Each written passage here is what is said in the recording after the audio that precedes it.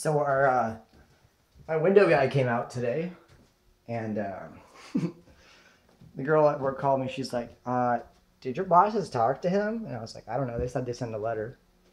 I don't know if they did or not, but he showed up to do his job." By the way, I'm making dinner right now. I'm having rigatoni chicken with chicken and pesto. It's beautiful. It's a fantastic meal by Stouffer's. I love it. And it's done, but you got to give it a minute to like finish cooking while it sits there. So the guy came out, and I was like, "Let me talk to him really fast." And she's like, "Manager wants to talk to you." And I was like, "Bro, that little space over there, that little garden that's there." He's like, "Yeah, it looks really nice." I'm like, "Yeah, you stomped on my shit last week." He's like, well, you know, there's probably one of the other guys that came out," and I was like, "No." I'm like, "I just need you to know, like, what's there, you just can't walk on that. Like, I take really good care of my stuff, and I don't want you to stomp my shit anymore. And I really care about that space. It means a lot to me. My customers, they love it, you know. They tell me all the time how great it looks, and I don't need someone, like, wrecking that." I'm like, he's like, "Oh, well, yeah, you know, I'm sorry. I'll just, like, tiptoe around it or something." I was like, "You got extensions on your tools. I know you do. You could do it without wrecking my stuff." He's like, "All right, well, yeah, you know, I'll do my best." I was like, "Yeah." I'm like, "We pay you $88 a month for you to stomp my stuff." He's like, "Oh, do you owe me?" "Yes, I'm sorry. You know, so you're like, whatever. I was like, "Uh-huh." I was like, "You know, dude,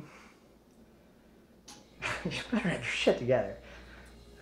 So I was able to put the dude in his place today. And I was like, "Dude, you've been working with us for years, man.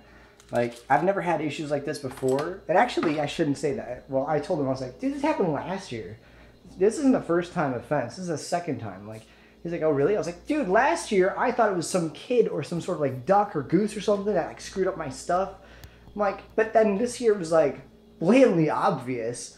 And it was definitely the guy who did my windows. He's like, "Well, it was probably another guy." So when I got off the phone with him, I talked to the girl who was working. And I was like, she's like, "Well, Justin's here." I was like, "Justin was working last time that happened. Ask if that's the dude that was working. Don't be like loud about it or anything, or if you're like in the store or whatever." And he's like, "No, that was definitely him."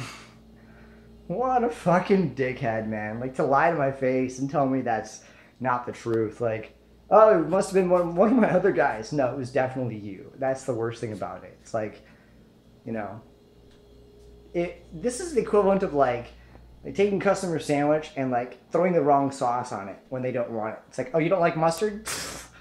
Go ahead, take your mustard. You know, you don't want that part of your yard taken care of? I'm gonna fuck it up anyway." You know, it's like, "Oh, you don't want your car dented? Let me get a good dent in the side of the damn thing." Like, fucking hell. Who does this guy think he is? Like, I don't want him working for me. I really don't, but that's my life. Because, you know,